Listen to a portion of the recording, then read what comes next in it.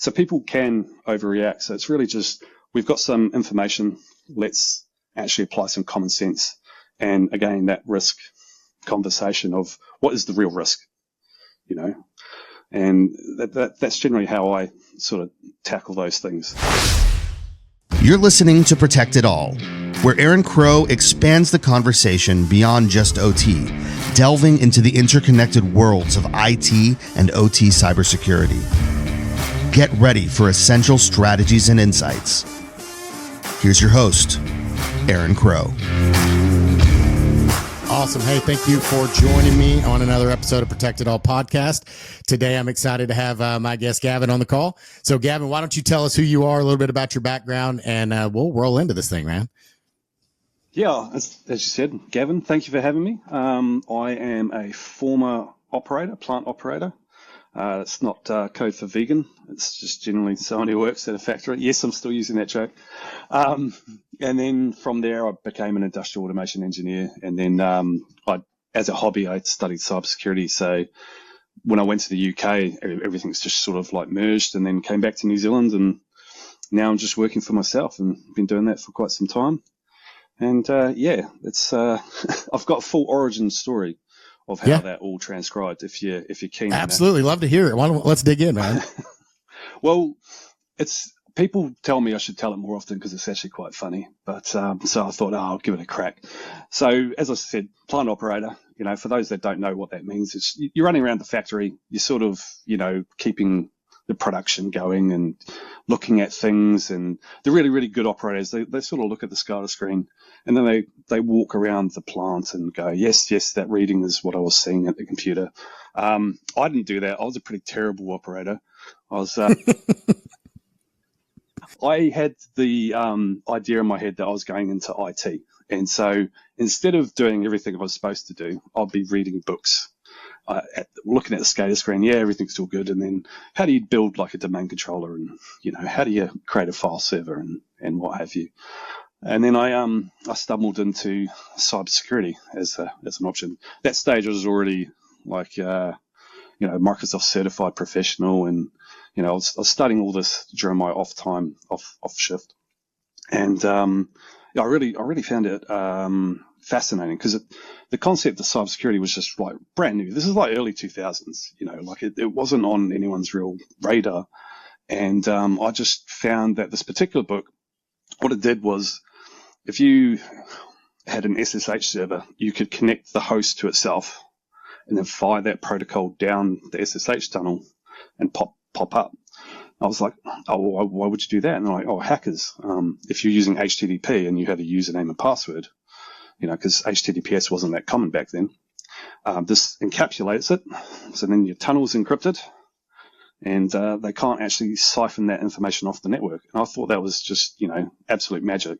Ended up using that several times throughout my control system engineering career, because sometimes you get security controls in place that inhibit your ability as an engineer to do a job. So, being part of the problem, once again, I executed that and did everything you weren't supposed to.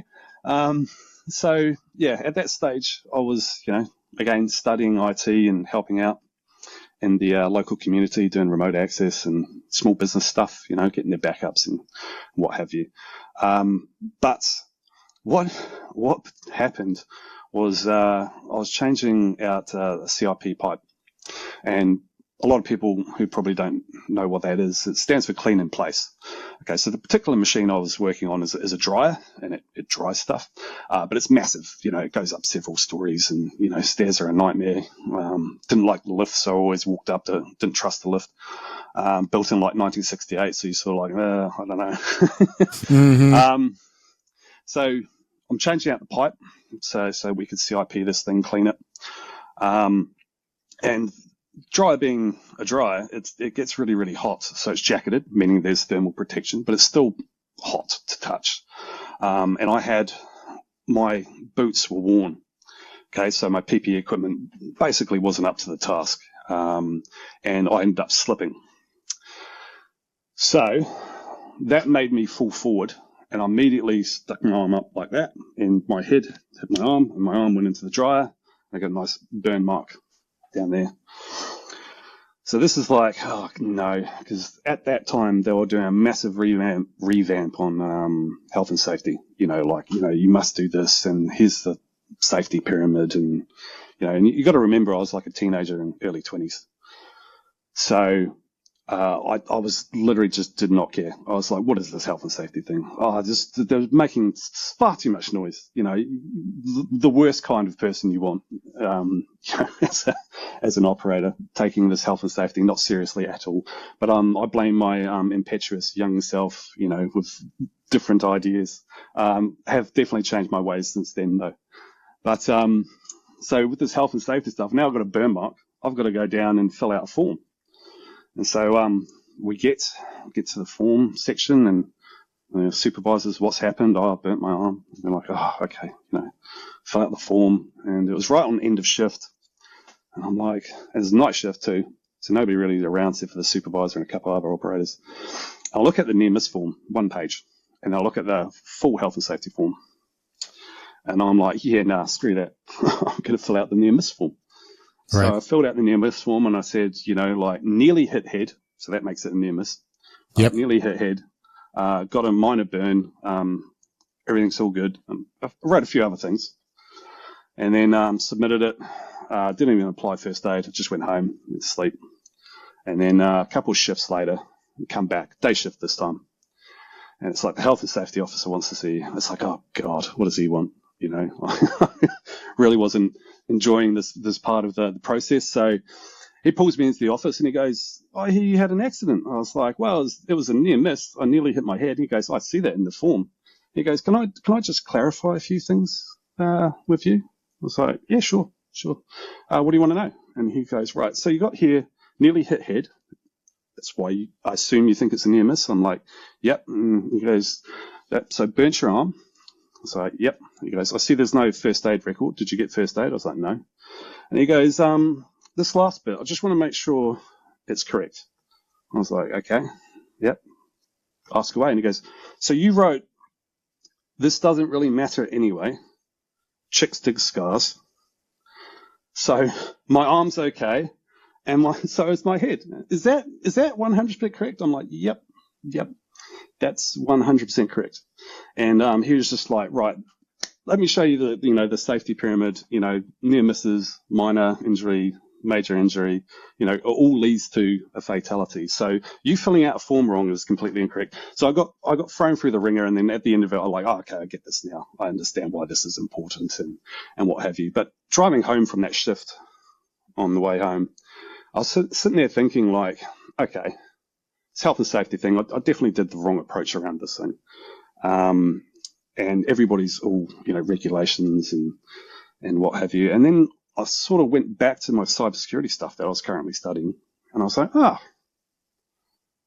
cybersecurity is health and safety for computing devices. And it was just that light bulb moment. But that was 20 years ago. I came to that. So I was like, yeah, cybersecurity is going to be a massive deal once people figure that out. And essentially I thought I'm going to go down the cybersecurity route. Like that's what I'm going to go do. I'm not just going to do IT. I'm going to go straight for cybersecurity. Well, back in 2003, 2004, no one in New Zealand was doing cybersecurity. There were no firms. There were no things. So that was that career out the window. And fundamentally, the maintenance manager tapped me on the shoulder and say, do you want to work in the industrial automation department? And I was like, I have no idea what that is. He's like, oh, you've been using the HMIs, the PLCs, the SCADA systems, and they look after that. And I was like, oh, that sounds cool. And so I became industrial automation engineer, control system engineer. And that was essentially it. I did that for a career, and eventually the cybersecurity stuff, because I already knew like a bit of pen testing and mapping, and like I said, it was a bit of a hobby. When OT security became a thing, I happened to be in the UK, and my career just took off then. So, the moral of the story is that chicks do dig scars, because I'm married now, so that's right. It worked.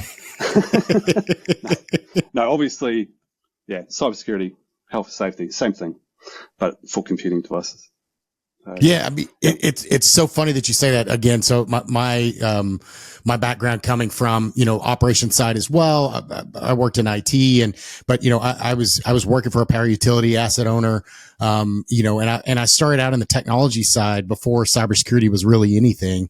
And I was rolling out operator handhelds, for operators just like yourself, where they would go do those rounds, and they were digitized rounds, and they would scan an RFID tag. We put RFID tags on all the equipment because these were in coal-fired power plants. You can't use barcodes because it's too dirty. So we had to use, intrinsically safe things that, were dust and all of the certification, right? But we were having problems with the rounds not being accurate, and not being used, and not getting the benefit out of the rounds. The operator rounds, right? And so one of the things, in addition to upgrading the technology, because the operators were complaining about the technology, I was at a plant and I was just doing a walk down, and one of the operators were showing me, like walking me through a round. So we had one of the handhelds, and we were going through and, looking at all the spaces, and all the tags were reading, and we weren't having any issues. And then we stopped by the break room because it was about lunchtime. So we were sitting there and we were eating lunch. And there were, 10 or 15, in America, we play dominoes a lot. A lot of the operators would do that. So the guys are sitting there eating lunch, shooting the shit, and playing dominoes. And I seen one of them play a domino, lean back in his chair with a handheld in his hand. And he scanned an RFID tag on the back wall, entered some information, and kept playing dominoes. And it caught my eye. I didn't say anything. I just sat there and watched him. He played for a few more minutes. He leaned back, scanned another RFID tag, entered some information, and he did this for 30 minutes. So after he was done, of course, I'm the administrator of the system. I log into the system and look at his round and at the information he put in. He was completing he had a tag. He had recreated every single RFID tag on his route and put a spare right behind him in the break room. So he never had to leave the break room to do his round.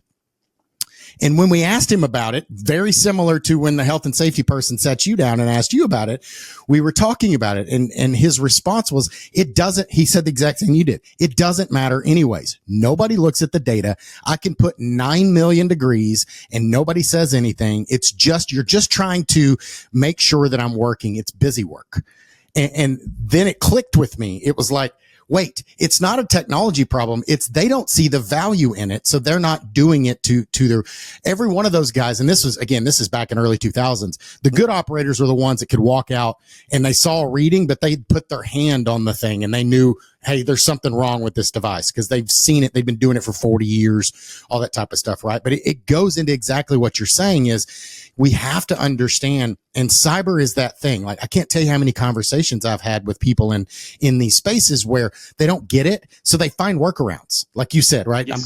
I'm going to tunnel in. I'm going to plug in a wire around the firewall because I need to do my job and you don't know what I have to do. So I'm just going to tell you, okay, go away. And then I'm going to find a way around it. Oh, absolutely. The thing with operators is they've got so much spare time in their shift capacity. They can come up with very, very creative ways to get around stuff. Very creative. It reminds me of a guy called Arthur, right? He was in the factory when it was built in like 1958. And he would literally walk around and everyone's sort of scratching their heads going, why is this, pipeline not working properly? Like, it's meant to be the product. And Arthur was, like a chain smoker. And, he just like cigarette out of his mouth and just walks up with a hammer and he's like, bang, bang. And then the whole thing kicks off. And you're like, how did you know that? He's like, I've been working here since I was 16 and the dude was like 60, So it's that crazy knowledge of they just know exactly how exactly it just interconnects. Well, that's the thing. Like, operators will do stuff if they don't see the value, they'll definitely go the other way. And I was certainly a case for that. And I've seen it many times since. It's why I always put on the control room desk, I make sure that there is a powered USB plug so that, they're not meant to have laptops, they're not meant to have phones, tablets, but, the game's on this Sunday and they're going to watch it, so they'll smuggle it in. And just having that ability to charge the phone just takes it away. Otherwise, they're plugging into your OT service. And that's That's what's happening. 100%. Well, and from a technology perspective, it's really easy from the outside looking in. This is, I've built teams and brought in, IT people, cybersecurity people from the IT side of the business side. And, they just don't seem to grasp the concept. Well, we'll just force them. We'll reboot them. Like, no, time out. Stop. Like, you're not going to do that. I'm not going to reboot a system that's in the control room that an operator's sitting at, controlling a process without his permission. I'm going to go ask him, is it okay if I use this machine? Like, every single time. I can't just do things to them, because again, they'll kick you out. And that's where, one of the things that you said earlier, right? It's building those credentials and making them trust me. Right. The biggest thing that I have to do when I'm walking into a facility as a cybersecurity person in this place is make sure that they understand, that's why I have hard hats. That's why I wear PPE. It's why I've done all. And I'm not cosplaying. Like, I've worked plenty of outages and done all of these things. I've earned my stripes in that. I want them to understand, not to show off or not to, lift myself up, but more so that I make them feel comfortable that I've been in your shoes. I'm not going to do anything to you. I'm here to help you. And I'm actually the thing that's more on your side than the IT people. I'm going to fight for you and make sure they don't break your shit. Yeah. That rapport building is huge. And having had that experience, like you say, the PPE and going in and you've had to do things, it really helps. I think the best situation that I've ever had was, OT cybersecurity guys coming to do an audit, consultant, contractor. So everybody's like, don't touch my systems. And then, you like lean over and they're having a particular problem. And I'm like, it's your PLC's doing this. And also your ladder logic's really terrible. You should have a code standard, guys. Come on. And they're like, I thought you were the OT cybersecurity guys. Like, yeah, but I used to be a control system engineer. I've programmed that particular brand of PLC like 50,000 times, Yep. And then immediately they're like, oh, this guy's all right. He's seen stuff. So they're like, what do you want to know? Right. So, yeah, that experience does help.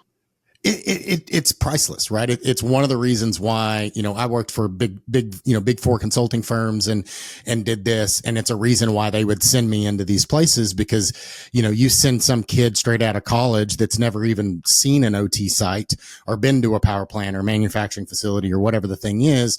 They can read that off of them from a mile away, from the shoes that they're wearing to the way they have their PPE on. You can just tell they don't fit. Like, they're wearing a new suit that they've never put on before and it's itchy and they're not sure what to do in it. It just exudes from them. I don't know what the hell I'm doing. Yeah. They see like steam leaking from a pipe on site and they're like, oh, is that dangerous? It's like, well, don't go near it. But yeah, no, you're fine. That's why we're in the walk path and not in the hazardous area that has exactly. Things like that, what your way around. But I have seen that in both Australia, New Zealand, and the UK, where it's not just big four, just general sort of like IT MSSPs. They're like, oh, this OT thing's like a thing, and we're going to do it, and we're going to grab some graduates. And I'm like, that business model isn't going to work. And you try to explain it to them, and they're like, oh, that sounds really expensive. We have to get like a really senior OT security guy to come in and do everything. But we just wanted the cookie cutter, like send the graduate and tick, tick, tick. And because it's all easy. It's all Windows XP, right? So it should be easy. And you're like, no, it's not how it works, man. So yeah, I've seen that in the UK, NZ, and Australia. Businesses trying to spool up an OT department, not understanding it, and trying to do that security audit, and then ultimately fail, and then try it 2 or 3 times, and then I've only seen ones that are successful are just pure OT. So it's very, very hard for organizations to have that. It can be done. It's just normally what they've done is they've finally understood the commitment, and they've really gotten someone that is a senior that's been doing this like 10 plus years, just OT cybersecurity straight, that knows NERC SIP and knows 62443 and NIST 882 like off the back of their hand type thing, that can lead the department. Yeah. It takes that. In the US. Yeah, absolutely, man. It's exactly the same, right? And I've seen it everywhere.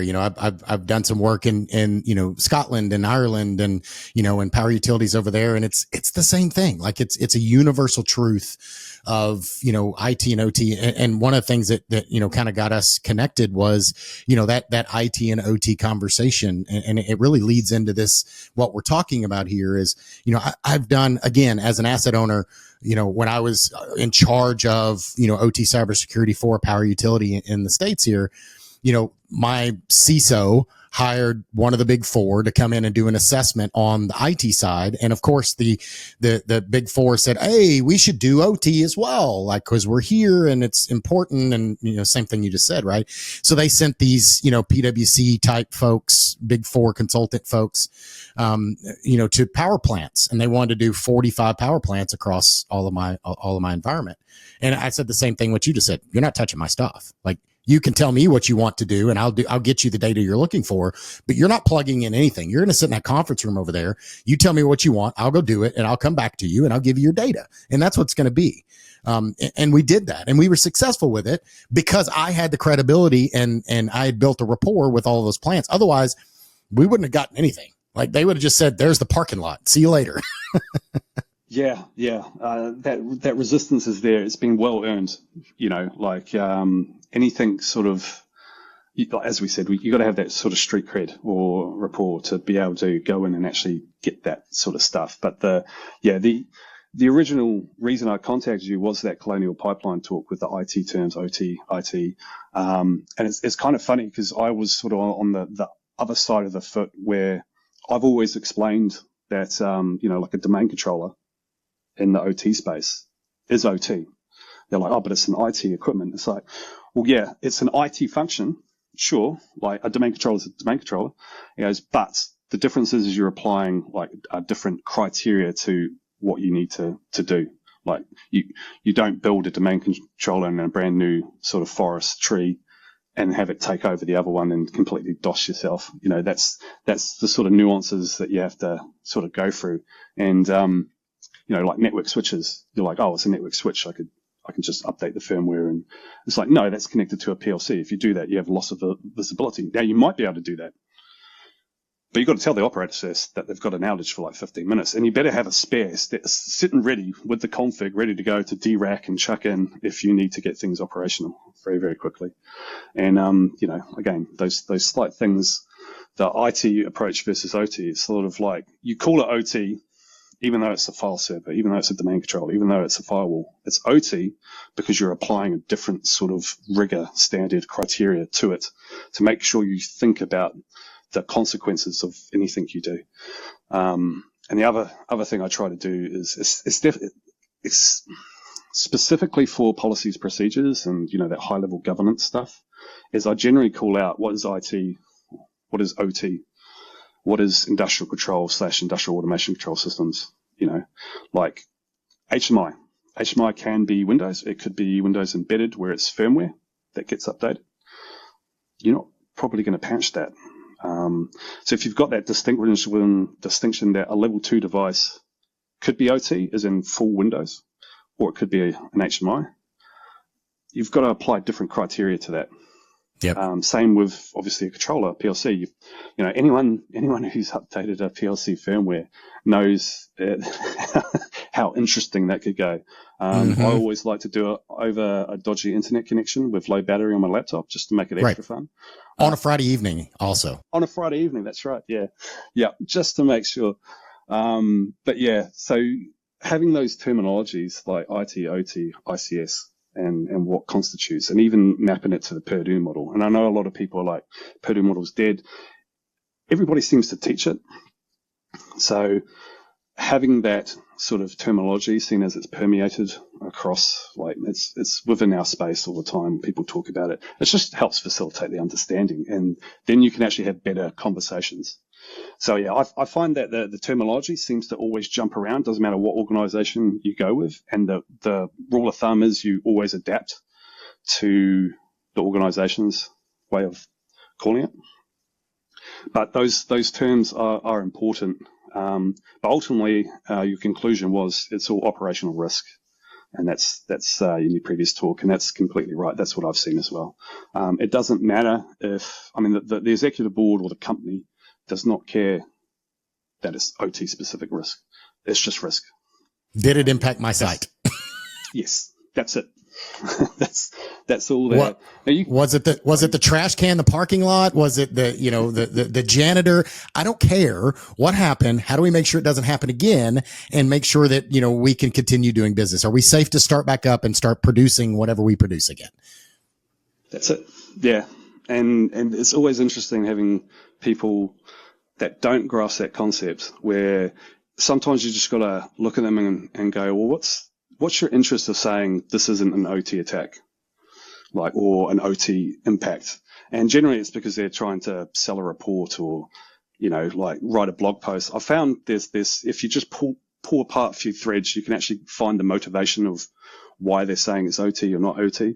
But yeah, end of the day, it's operational risk. So the terms matter, but all we're doing with is facilitating risk. And if you go to a board and say, here's your risks, and they're like, we accept 90% of them, it's like, well, I've done my job. It's documented. They've accepted. All right, cool. Out. It's really painful as a consultant, and people that, as you and I have both worked in these environments where you want to protect them. But when you've got an organization that's like, yeah, no, we're good. It's like, well, what do you do? You can't do anything. You've informed them and they've accepted it. So just have to move on. I'm sure it's like a mechanic. Everybody. I'm sure it's like a mechanic when you bring it, when somebody brings in a car and the brakes are shot and their tires are bald and, they don't have any power steering fluid but they don't have any money either. They're like, all these things are broken. You really shouldn't drive it. And they're like, I'm good. I'll take the risk. Okay. But I don't think you should. But that's a good analogy.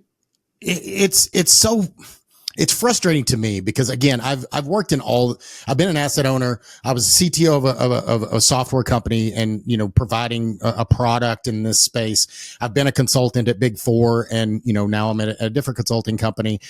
So I've been in all of those seats. And for me, I want to help people to understand where they're at. To your point, right?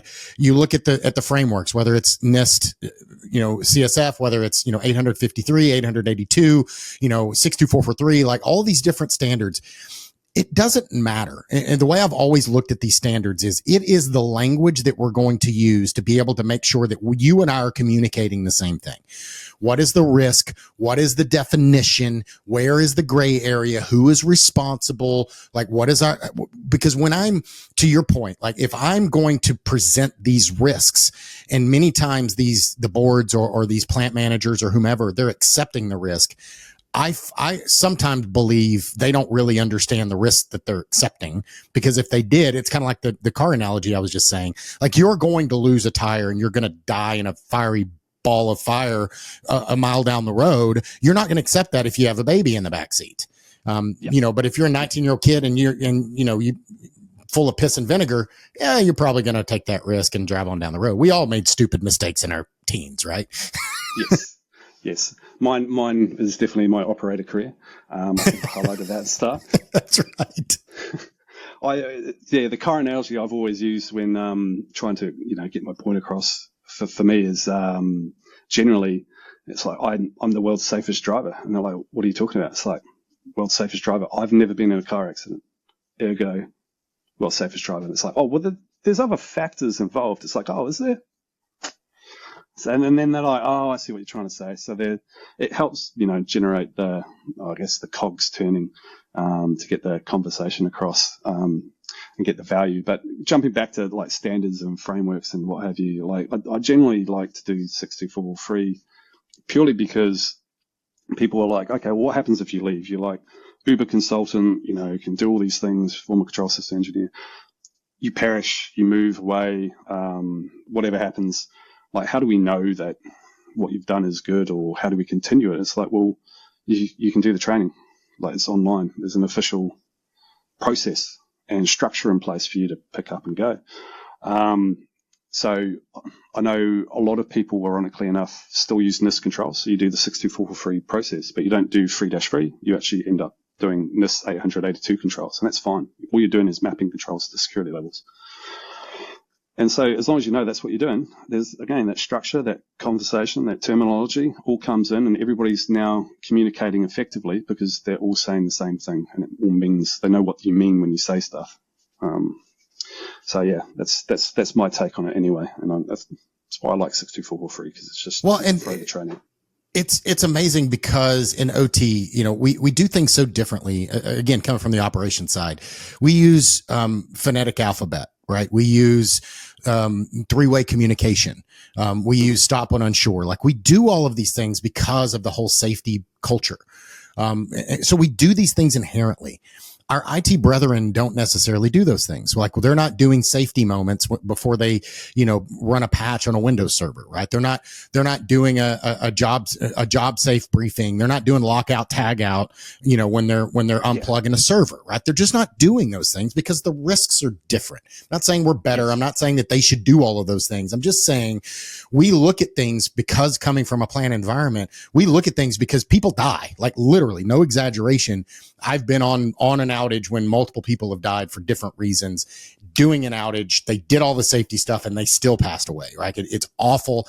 Nobody likes it. It's horrible to see. Those people didn't go home to their families, right? No. These are dire consequences we're talking about. Like, we're not talking just bits and bytes and email and, can't get to, Facebook or watch the football game. We're talking about somebody's father didn't come home. Like, these are big deals that we're talking about.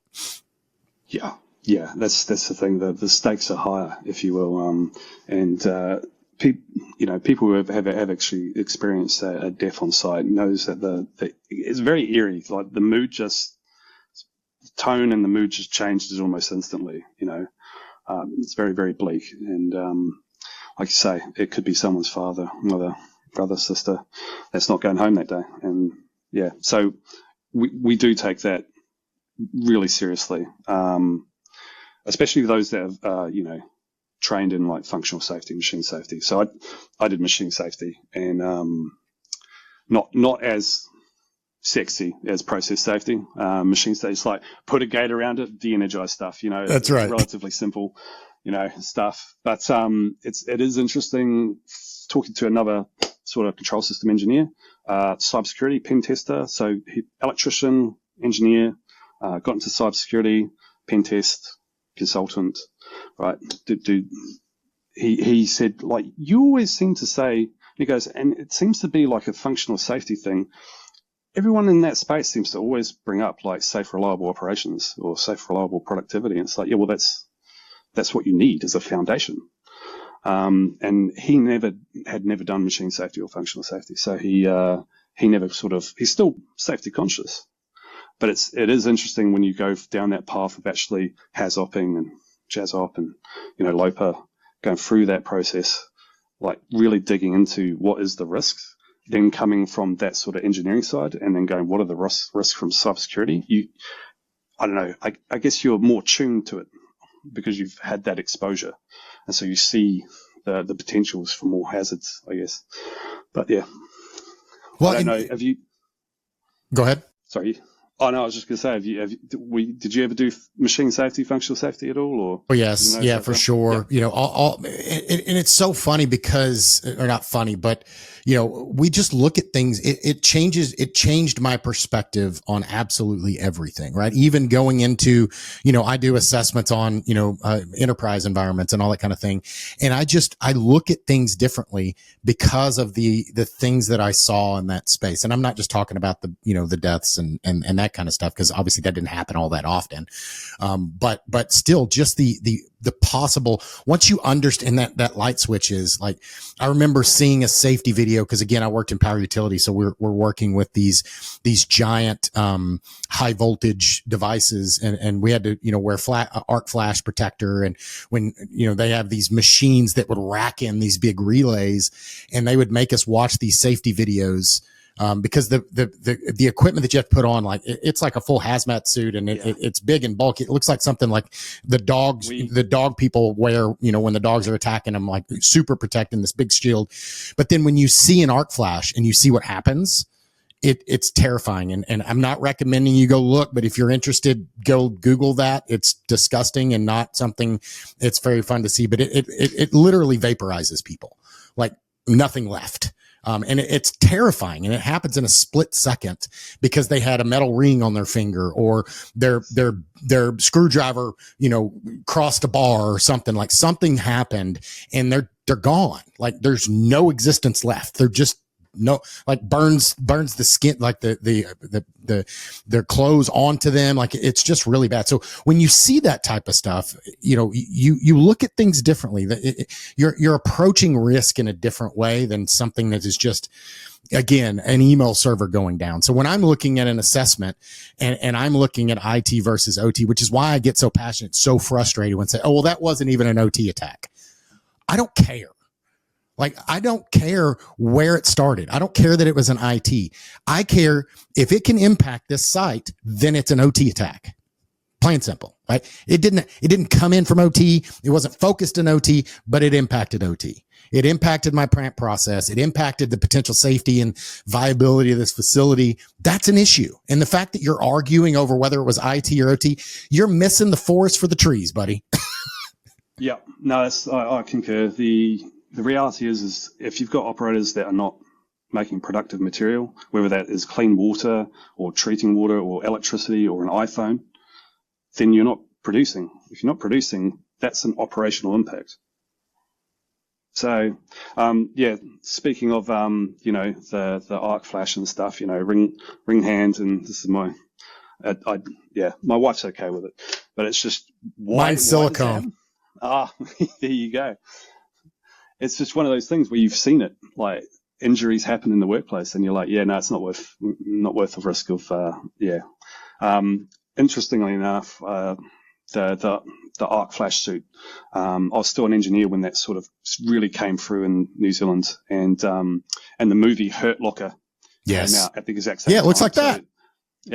So we always refer to it as the Hurt Locker suit.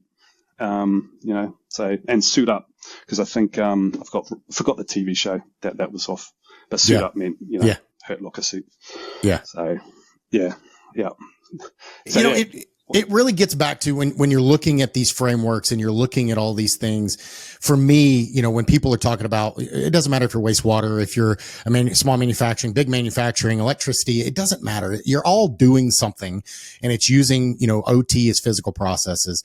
It's really about defining it. And unfortunately, what I see too many times is when I walk into these places, there's a lot of gray area. There's a lot of assumptions, and there's a lot of unknowns. IT has a good understanding of their stuff to a certain point, and then OT operations has an understanding of their stuff to a certain point. Usually there's a lot of gray in the middle that nobody really knows who owns and who supports and whose responsibility it is. And sometimes it's IT. You mentioned it earlier. IT supports the switches. They support the firewalls. They support the Active Directory, maybe, some of those types of things. Those are IT type systems, but we've got to get out of the mindset of, to your point, and what I talked about before on that other example in my other episode, Active Directory, if it is serving a function in OT, it is an OT system every single time. It's why I don't commingle Active Directory with IT and OT systems. It's just, I don't do that. Firewalls, same thing. Switches, same thing. VMware, backups, you name it. It doesn't matter if it's an IT type product. It matters what it's doing. What function is it serving? And is it serving an OT function, an OT system? Then it becomes part of that system. Yep. Completely agree.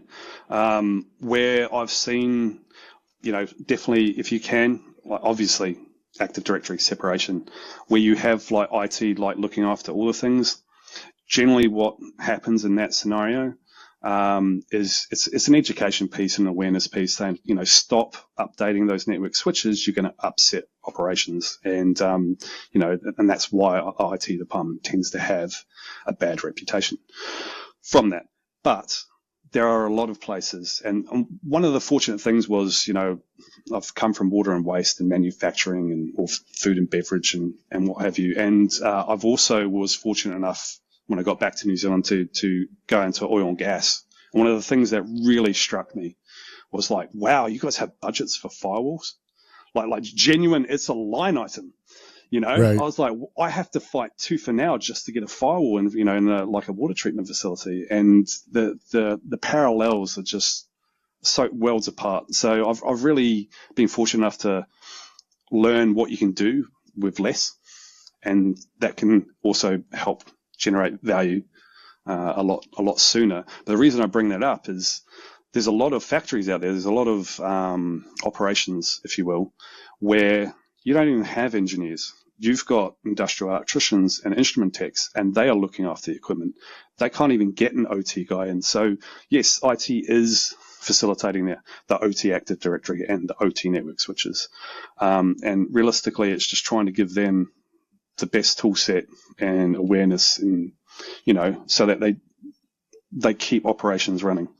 I mean, every assessment I've gone to, you come up with risk scenarios, and it's like, okay, have you ever heard of Nesoscan? It's like, oh boy, we have in OT. IT's taken us down 4 times this year. And you're like, okay, well, that's a risk scenario, right? Every time there's something like that, or a firmware update, someone just updated the hypervisors, and it's like, oh, but it's standard procedure. And once again, they haven't taken it into account. So in those really like places where you've got like electricians doing a really good job, but they're doing controls even though they're not fully engineers, and they're maintaining the electrical instrumentation, all that stuff, and they're expected to know TCP/IP networking and Active Directory, and it's a lot. So making sure that the IT guys can facilitate and help is a big deal. When you get to like oil and gas, energy, generally there's a full OT team. So there's like engineers, and then there's like an OT team up to like helping with Active Directory and all those things, firewall rules, and you can afford switches and firewalls. It's great. So. And tools and process and training and all that fun stuff. But to your point, like for me, it's always been, it's been, training, right? And when I started this out, again, I was an asset owner, and OT didn't exist. Like that term wasn't even a thing, especially OT cybersecurity. So I was recruiting people that had a skill set like mine, but there aren't very many people like me and you. And, there are some of us out there, but there's not that many people that have an operations background, came from working in manufacturing or in a plant environment or whatever that environment is, and also has the technology side of things too, and kind of gets both of those worlds. So I was recruiting a lot from, IT, had never been in a plant of any kind whatsoever. But they had the technical chops. They were network admins, or they were Active Directory, or, all that kind of stuff. And then I was also recruiting from operators, right? I would get operators from plants. This guy's been there. One of the guys that I hired, one of the best, became one of the best OT guys that I had. He'd been a plant operator and an INC technician, and, instrumentation and controls was the title.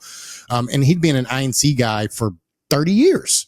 And worked in all these power plants. So he knew every person. He knew every system. He knew how all the control systems work. He programmed every PLC. He'd done absolutely everything in all these spaces. So he got us instant credibility. And he also was a great, as we're running, hey, we want to do this, this, and this. And he'd be like, this is the resistance you're going to get, and this is how we can talk to them and do it in a safe way they may be okay with, right? And that was priceless to us.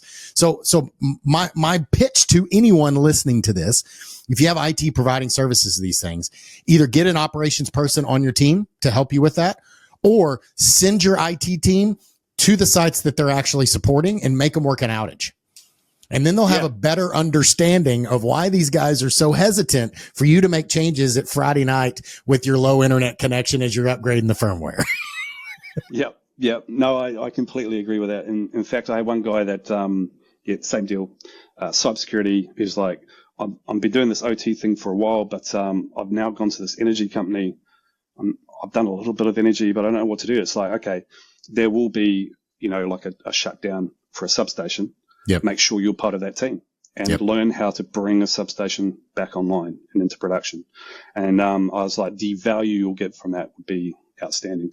And he took that on board, and that's exactly what he did. And he's like, I've got such a better understanding of what goes on now and why, and that's the thing. But every time you grab like an IT guy and go, you're coming to the OT team, I've always noticed like after a while, their eyes just light up. They're like, oh man, this is cool. Like, you're explaining like a process, like, oh yeah, that machine, that feeds the retroencapsulator and that kickstarts the flux capacitor, and they're like, oh man, that process is amazing. Like, I've been stuck in IT all these years, and you had all this cool stuff sitting here. It's like, yeah. So yeah, I've seen that, and obviously massive uptick I've noticed in the past 3-4 years. Electricians, instrument techs, control system engineers wanting to do cybersecurity. It's actually jumping, and as you say, those guys are usually really, really effective, especially in their home turf. And it's definitely either option, having both come in and have them teach themselves. So you've got the IT guy and the controls guy teaching controls to the IT guy teaching, like networking and Active Directory. Really, really does help having that cross-pollination of training, I suppose. So yeah, 100%. I mean, it's priceless. It's really the only way to do it, right? And I made different process. We did things differently in the OT side than we did in the IT side. I would always tell. In fact, I had an IT guy come to my team, and he rebooted a machine at a power plant from 4 hours away, and on a Friday afternoon. And my punishment was I told him, like, get in your car, drive to that plant. Yep. He goes, well, it came back up. I'm like, get in the car, drive to that plant, walk up to that operator, explain to him what you did and why you did it. And you're going to sit there and make sure everything is okay. Well, it's probably going to be fine. Yeah. But you're going to go make that, because if you don't, we've burned a bridge and they're never going to let us touch their stuff again. Like, you have to eat crow.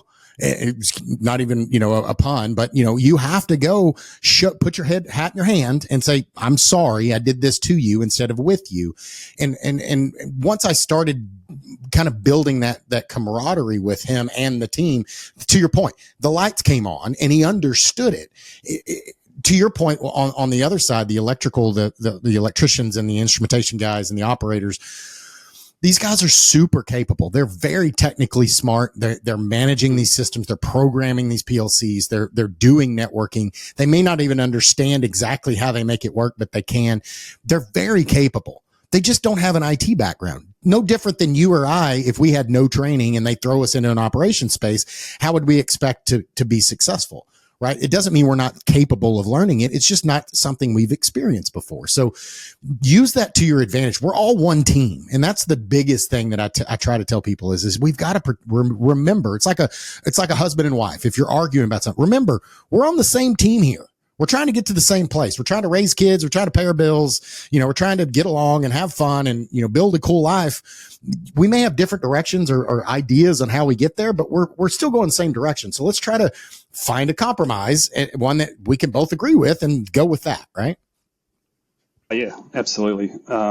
Effective communication and reiterating that we're all on the same side and we're all trying to, do the same thing. Even with, so I worked for an OT network intrusion detection system company, and it didn't matter what shirt you were wearing, where it was yellow, pink, green, blue, red. It's like, look, we're all competitors. But at the end of the day, we're trying to protect critical infrastructure, so we can just let that go and just get on with it. It's like, yes, you won that client, and we really wanted to win it, but we're here to help. Exactly. And it's just one of those things where I think the community can do quite well when they're all on the same page and everybody's working to the same objectives. But sometimes people can get a little emotional. As engineers, as operations, you can get a bit precious about your plant, rightly so. Mm-hmm. Sometimes you just got to sort of like, hang on, let's just, right, what are you trying to achieve? Okay, I can help facilitate that. And that's probably the best objectives outcomes you can get from it. Yeah. So we have very similar backgrounds and experiences and all the different things, obviously in different ponds, but it's really no different. I guarantee if I walked into a power plant in New Zealand or Scotland or any place else, they're pretty much the same. Their accent's a little different than my East Texas accent, but that's okay. But how do you differentiate, and how do you, because every vendor, every news article, everything is like fear, the sky's falling, Russia's going to hack us, all the FUD that comes out about all of this. Again, I was an asset owner. I was also a CTO selling a product. So obviously marketing, and we're trying to convince you to get our thing. But how do we get through that and narrow those things down to, you can't say that, you used your analogy earlier, and I've heard it 1,000 times. Well, we've been running this power plant for 40 years. And it's never been hacked. Why would it be hacked now? Yeah. There's definitely there's a vested interest in bad actors, if you will, that want to, and you got problems with, like, as you say, FUD, fear, uncertainty, and doubt being thrown at you constantly, and people get pretty, thick-skinned with it. They're like, we hear this every week. What do we do? I think generally having a pragmatic approach and saying to them, look, not everything's a risk, but some things are, and you do need to take this seriously. I remember it was very, very long ago now, 2017. CISO. Sorry, we call it CISO here. I just found out that we call them CISOs. That's weird. You probably call it a bonnet too, don't you? Probably. Yeah, it's a New Zealand thing. I always thought the rest of the world called them CISOs, and it's like, no, the rest of the world calls them CISOs. You're the ones that are weird. It's like, okay. So CISO was like, no, there's a vendor, OT vendor. Their firewalls and switches, like there's like 20 CVEs read 999.99. It's just doom and gloom. He goes, you must patch now. Like this is a problem because some of the firewalls are the gateway between IT and OT. And I was like, I sent an email back saying, no, we don't have to patch, and here's why. We're not IT, so we don't expose the management interface to just anyone. Like you actually have to be on plant. And it was one of those plants that didn't allow remote access. This was before COVID when, that was almost standard practice. Standard operating procedure, yeah.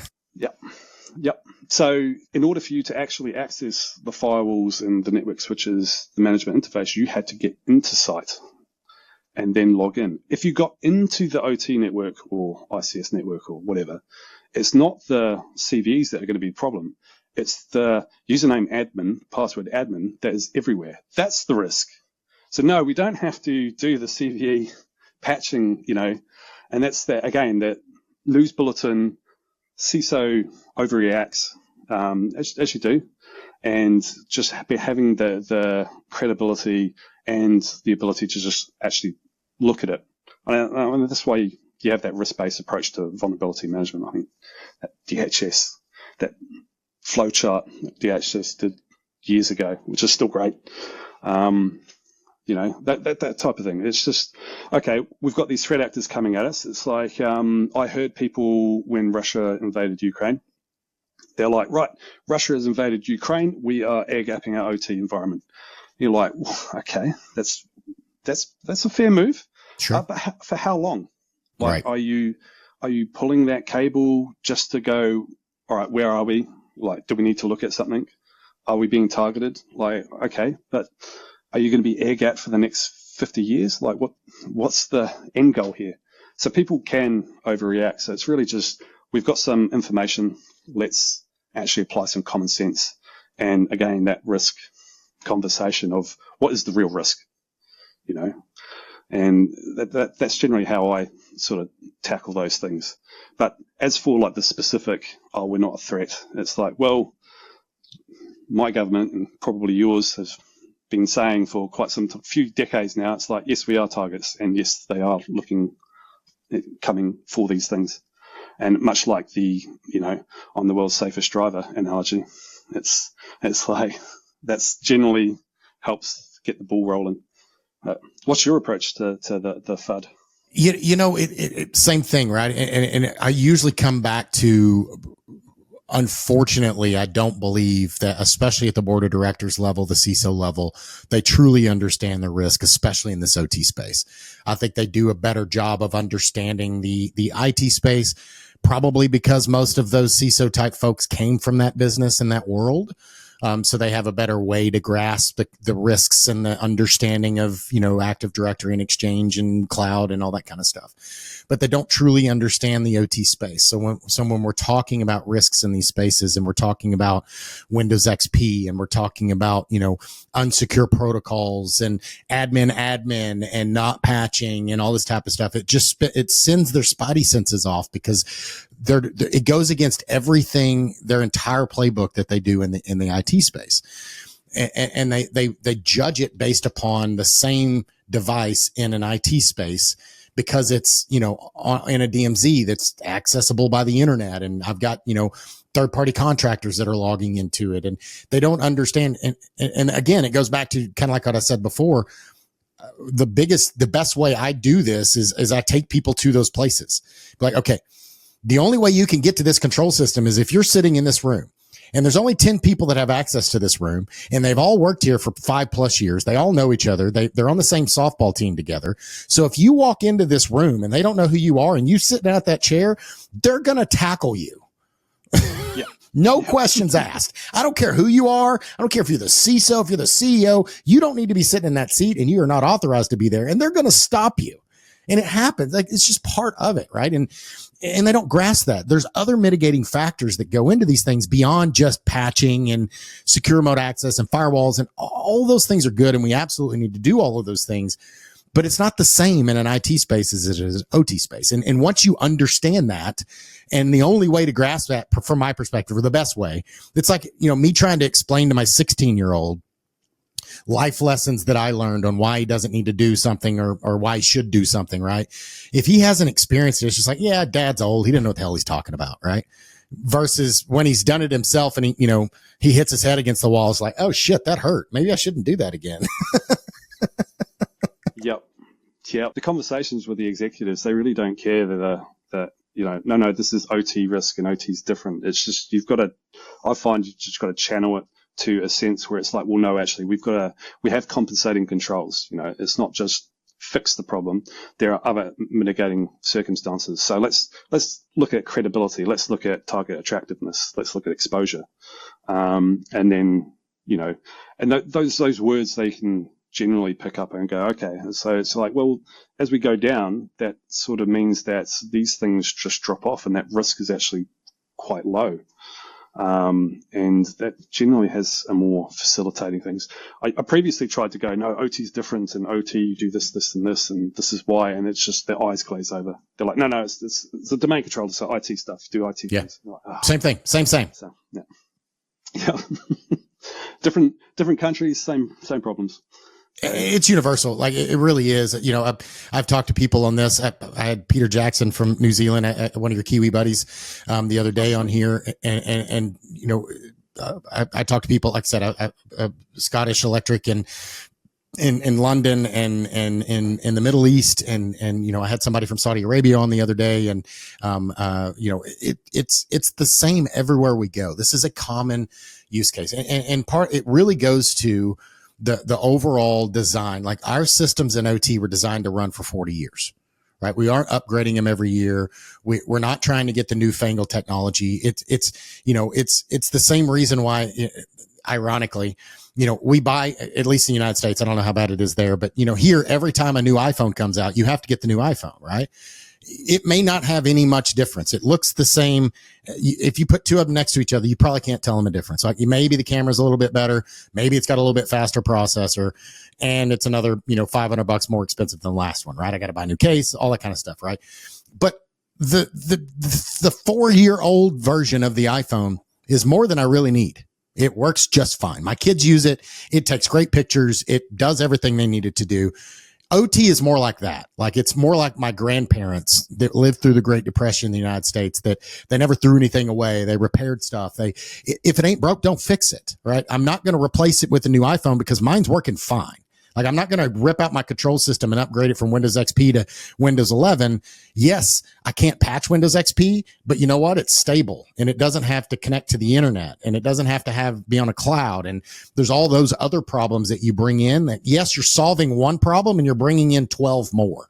And that's the thing that we sometimes miss in these discussions is, you're forgetting all the new problems you're adding by trying to solve one. You're adding 12, and those 12 are way worse than the one, because I can mitigate that other one a hell of a lot easier than I can those 12 that you just brought in and I can't do anything about. Well, that's the old adage, there are no solutions, only trade-offs. And it's like you're introducing new problems, and by solving others, it's just this cat and mouse sort of thing. And new technology coming in, it's like, yes, now I've solved for this. And like, the grandparent analogy, this is sort of like, no, I'll just stick to my SMS text messaging. I can message you, it works, and you understand that I'm going to just respond to a text or phone call or whatever. And that's what I'm going to do. No, that's it. That's the right criteria. It's also seeing industrial plants, like on the old coax cable running at 1 megabit per second. And people are like, wow, that's really slow. And you're like, no, that's all it needs. So that life cycle is just going to take a lot longer. I mean, we haven't solved for that. I don't see us updating PLCs every 5 years. It brings too many risks with it. Well, and again, but why? So it's not the model that America, especially America, does. Like we're this consumption, capitalistic economy where we throw everything away. We buy something new. I have to get onto my kids and my wife and myself, because it's very easy to just say, oh, I'll just go buy another one. Right. When, again, 10 years ago, we didn't have Amazon. I couldn't order something and have it show up same day. Sometimes where I live, I can order something and literally that afternoon, a freaking driver brings it to my house in a box, right? Used to, you'd have to get in your car, you'd drive, and especially if you lived out in the country, that could be a 2-hour long thing just to drive into town, get something and come back. So you were really intentional about when you did those things. And if you could fix it without having to go to town or buy a new thing, that's what you're going to do, right? That's the reason why people had old trucks and they drove them until forever, and they handed them down to their kids and their grandkids and all that kind of stuff. Like, how many people have a car that they've lasted more than 3 years? In the States, it doesn't happen very often anymore. I just bought my son, he just turned 16. We bought him a 2004 Lexus GX 470. So it's like the 4Runner or whatever, but the Lexus version. It's got 272,000 miles on it, but that thing will run for 500, 600,000 miles if it's taken care of, and it's in good shape. Right. So Yeah, and it's like it's fit for purpose for him, and low cost to entry for him as well. Exactly. He saved up money. He worked all summer. He's a lifeguard, and he saved up money. He bought that car. I mean, I had to help him a little bit because it was a little bit more expensive than he intended, but still 90% of the money came from him, and he worked for it. So he's super proud of it, and it's a great vehicle for him, right? But it's not a brand new whatever. But at the same time, that car will probably outlast any brand new car we bought him if we were going to buy him a brand new thing, because it probably would have fallen apart in the next 2 years. Yeah, like computer software updates over the air, and it gets bricked, and there's again, like say, there's some great benefits from it, but there's also risk involved, and the good years of like 2004, like any mechanic could probably fix it. Well, they're gone. You have to get the old vendor plug-in, and so much like that in an industrial space, they've tried to go down and box you in, so you have to do things their way, otherwise you're non-compliant and your warranty's gone, and it's infuriating, but we're never going to get away from it. That's one of the big things that I always hear as well. And again, working in the plants, I understood it. If I make changes to those switches, you talked about, a lot of times the vendors will bring in, let's say a Cisco switch, 2960, an old switch, 2960S. And those switches are still running in a lot of places. I've got some here in my lab, actually. It's a Cisco switch. It's the same thing you'd see in an IT world, in a business environment, in a data center. It's the same Cisco IOS. There's nothing proprietary about it. It's just Cisco. But if I change that configuration to something that the vendor doesn't support and it breaks it, the vendor won't support the process because you changed the configuration. So it's like, good luck. Like, they're not going to not support it. They're not going to tell you that you can't use it, but they're going to say it's up to you to fix it because you changed our configuration. If you want to put it back to it's kind of like if you put, you buy a brand new car and you throw a supercharger on it and you take it to the dealership because the engine blew. They're like, yeah, sorry, buddy, that's you. Yep. Yeah.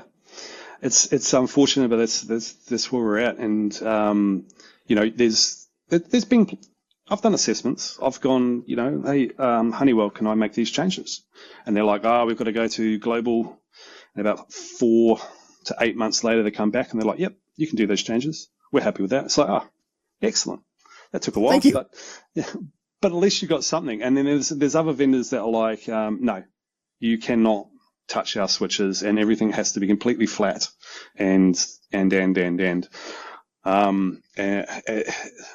Also, I've found with these warranty contracts, with particular vendors too, that the understanding can be quite confusing because you look at a new DCS system, and we won't name names, but sure. Put in a new DCS system and new cybersecurity stuff. We've got logging, we've got decent remote access, we've got, endpoint agents, and we're going to do application and allow listing. Like, okay, cool. this is all good.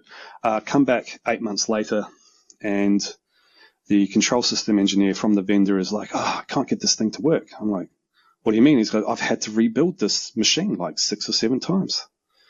And I'm like, well, what are you doing? And he's like, well, look, I update the screen, I update the image, but I'm also updating these files.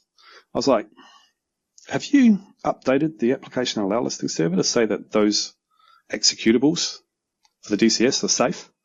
He's like, what's application allow listing? Like, oh. So you take them over and then it just works. And so again, disconnect between the cybersecurity and maintaining the warranty. Some of the vendors are actually not really training their staff on the new stuff that they need to support as well. And having talked to those vendors, control system engineers, they're like, we're controls guys. We don't want to do that. We don't want to look after Active Directory. Get that to somebody else. But then the vendor company says, you're not allowed to look after Active Directory. We have to. So you're like stuck in limbo. Yeah. So, yeah. And it goes back to that gray area where, you know, the systems engineers, the control vendors that they come out, they're controls people. And maybe they have some experience or they got some training at the thing, at Active Directory or switching, but usually they're running a script. Again, that's what happened in the example I gave last time about Active Directory. It was a control system person, and she wasn't a technologist. She followed the script, and when it didn't work, she did what the script told her to do, and she broke everything. Again, she wasn't doing it maliciously. It wasn't a bad actor. She just made a mistake. Anybody could do it. I've made lots of mistakes like that, but I've also done it enough times. I knew why it was a problem, and I wouldn't do that in a production environment. Right. But that's what happens in these spaces. And because they don't truly understand what they're doing, it's like, you know, you took your car to your plumber, and, you know, he's pretty handy. Maybe he can fix it, but he's not a mechanic. So if he puts in the wrong part or he breaks something, is it really a surprise when you took your car to your plumber? Like, take it to a mechanic. If you want it to be done right, it's going to be more expensive, but it's going to be worth it. Yeah. Yes. And that's that biggest problem that we have, I think, in the industry, is actually showing the value, like communicating the value. They're like, no, you can't just send your mechanic to plumber to go fix a car. You actually need the correct skill set, and trying to explain that to a business and show it in a business risk format in a way that you can get buy-in and say, look, your business requirements say you need to accomplish X. We're facilitating that. Here's your strategy. Here's your roadmap. And we're going to do that with this technology, with this process, and with these people. It's very, very hard to get that structure in place and to show that value. I mean, we try, but generally, like most things, not even a cybersecurity thing, just trying to get, like at a water treatment facility, having 2 OPC servers, because, you know, redundancy is nice.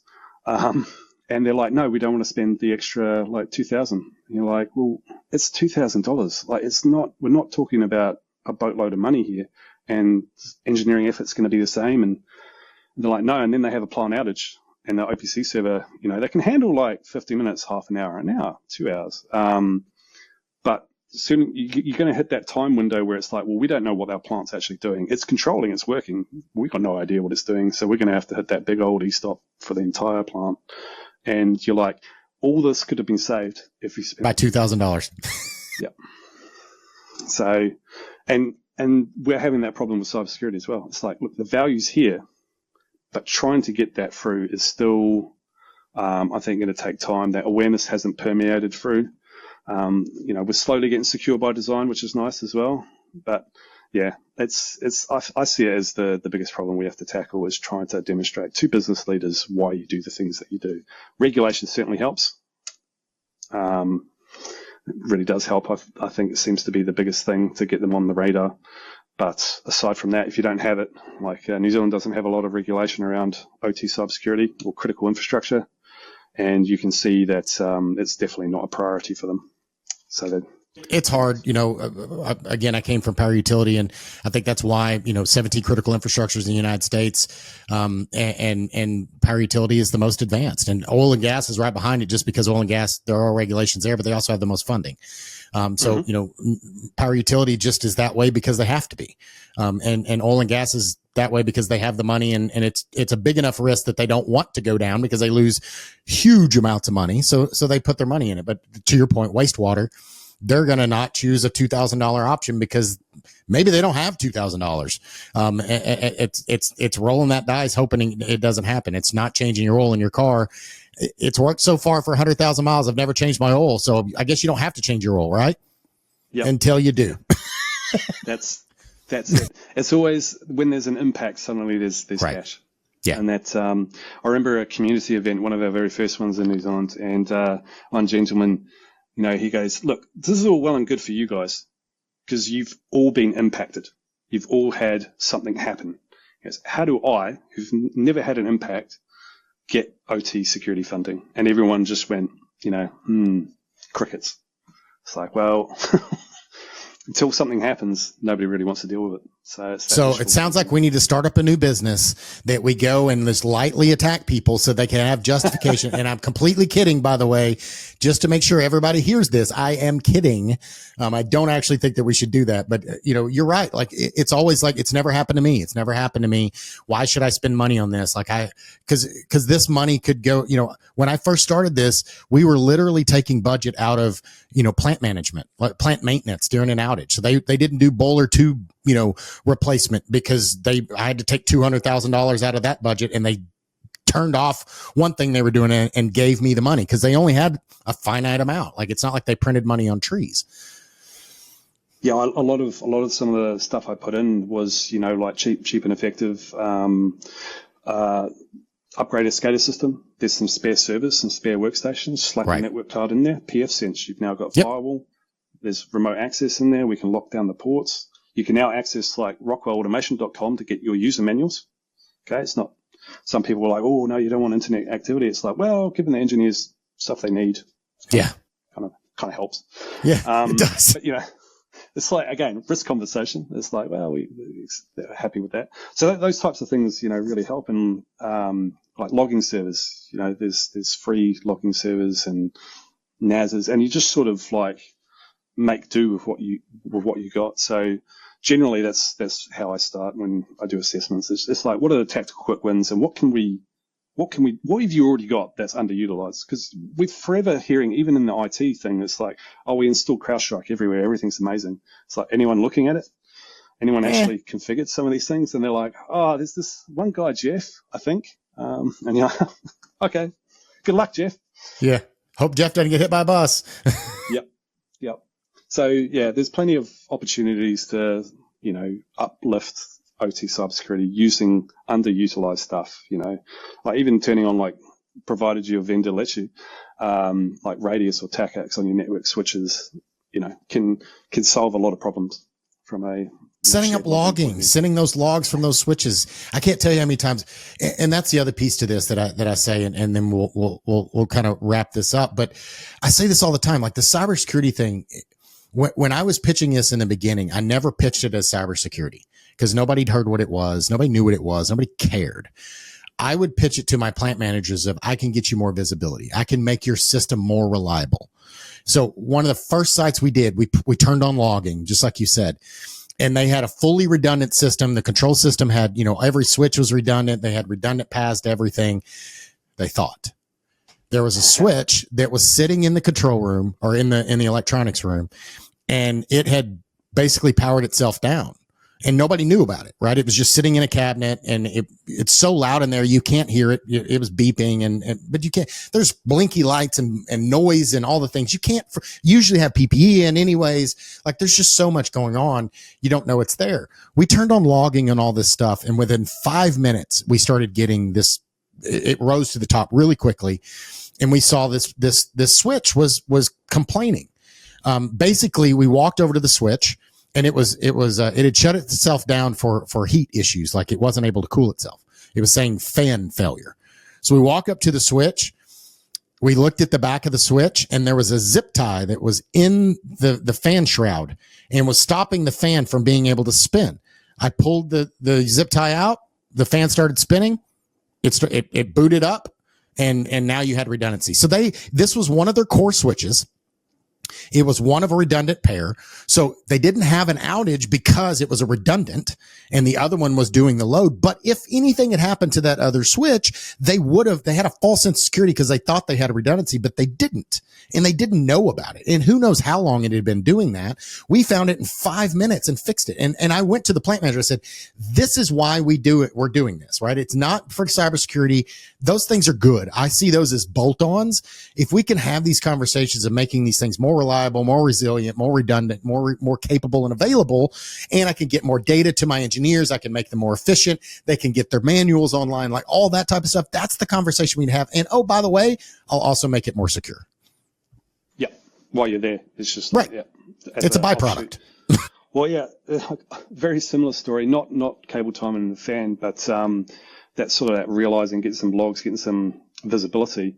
I've been doing this like 8, 9, 10, 11. It was like, okay, we've got an OPC server. That OPC server has SNMP functionality. How about not my problem. grab the via SNMP, grab the switch details and see where we're at. And you're going to get more visibility from that and actually put it onto the SCADA screen. And soon the operators realized they could find the page and they're like, that's weird, that port's down. No wonder I'm having issues. And then, just giving them that thing, the fault diagnosis just really helps.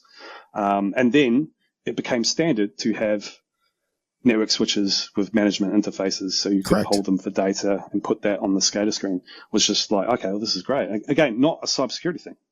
It was just like, give it visibility. Because it's part of the system. It's part of because if you take that network switch out, so prime example here, guys, and we're going to, this is the meat for me, the meat of this conversation.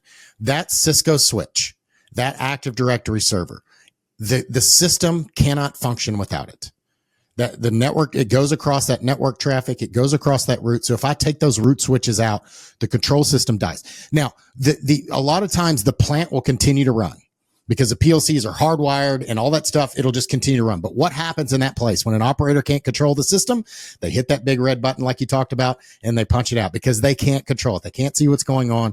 So obviously they need to shut it down because it could something bad could happen and we don't want that, right? So looking at a Cisco switch is an OT device if it is in an OT system. An Active Directory is an OT system if it is serving an OT function. Like that is the moral of this story. So stop arguing about is it an OT attack or an IT attack and look at what function it's serving because that's what matters.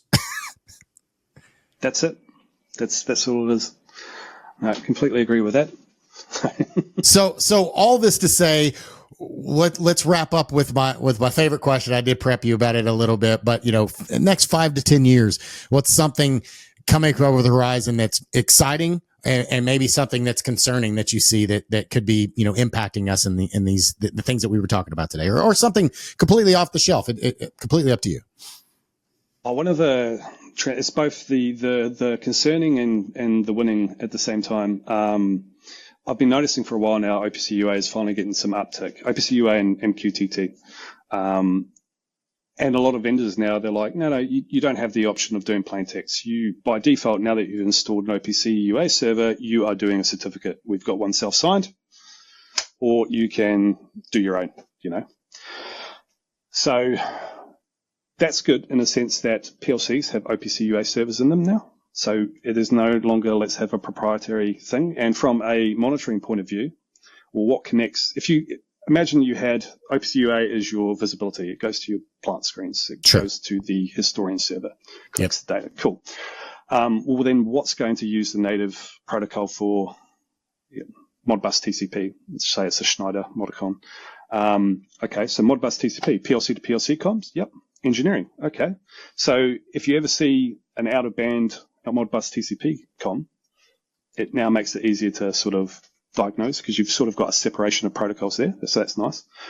And there's a lot more advanced stuff in OPC UA on a PLC that I'm genuinely excited about some security features, but it all hinders on the certificate stuff. And what scares me is I've seen this a few times now, where they're like, we'll go self-signed because we don't want to do PKI and properly in OT because it's a massive dependency, and it is. Yeah. It really is. You've really got to get that down right. But then they just sort of go, okay, cool, we've installed it, and you're like, well, what's the lifetime of the certificates? And they're like, what? It's surely it's like 20 years. It's like, you don't know. When was the first time you installed this and enabled this technology? 7 years ago. So it's like, well, it's a ticking time bomb that you don't know when it's going to go off. It's basic asset management, but I just see people not really sort of going into that level and going, actually, we need to take care of this. So OT PKI, very, very complex problem. A lot of infrastructure has to go in place to support that if you were to run it.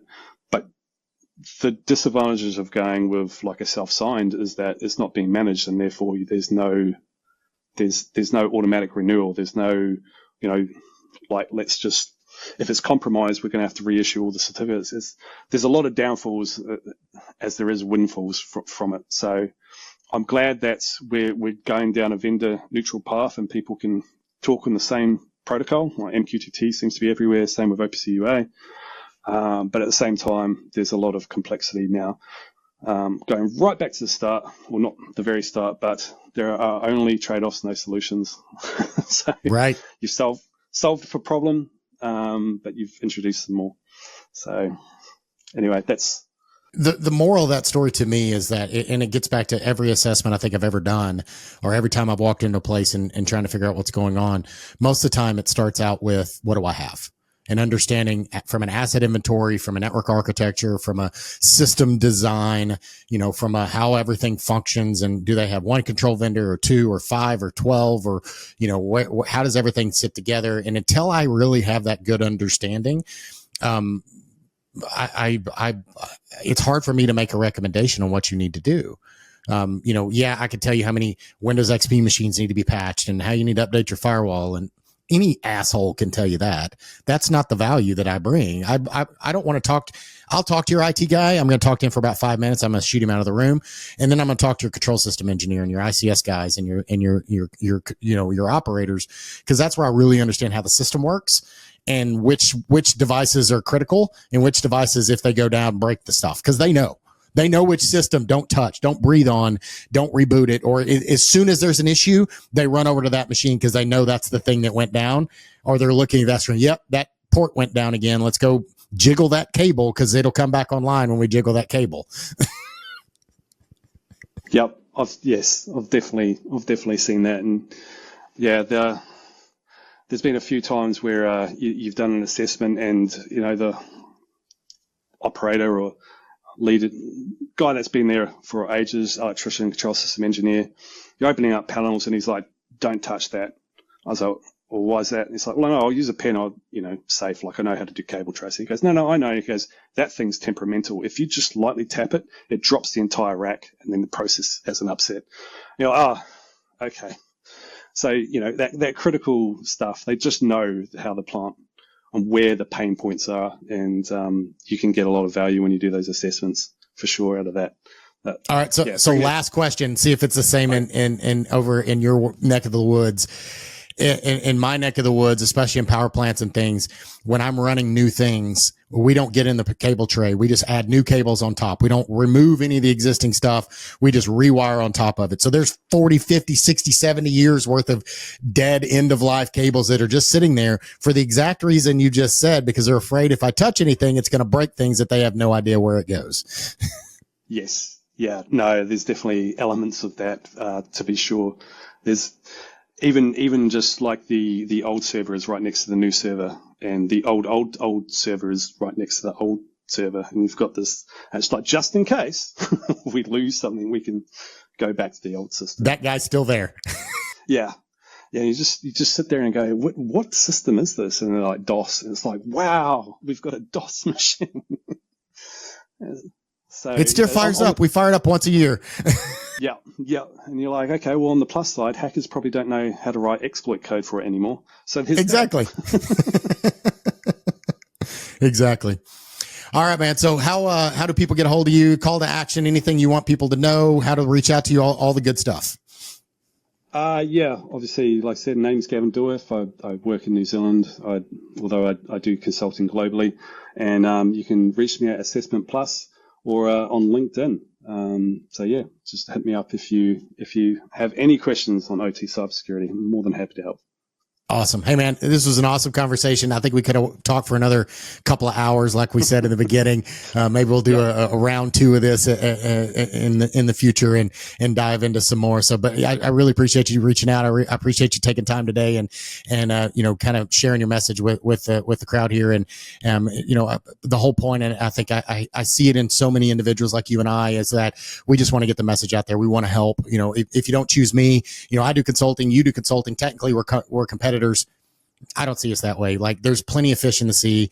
If I can help you, if you can help me, if I can help people on that, like, that's the reason I do this podcast. It's a reason I speak at conferences, and I'm always willing to answer questions, whether I'm your customer or your vendor or whatever. I don't care. I want to better the world than when I came into it, and anything I can do to help that's what I want to do. So. I feel the same. Likewise, and thank you for having me. It's been a blast, and there probably will be a 2.0. So that's right. Look forward to that. All right, man. Well, have a good one, and I appreciate your time. Thank you. Later, man. Thanks for joining us on Protect It All, where we explore the crossroads of IT and OT cybersecurity. Remember to subscribe wherever you get your podcasts to stay ahead in this ever-evolving field. Until next time.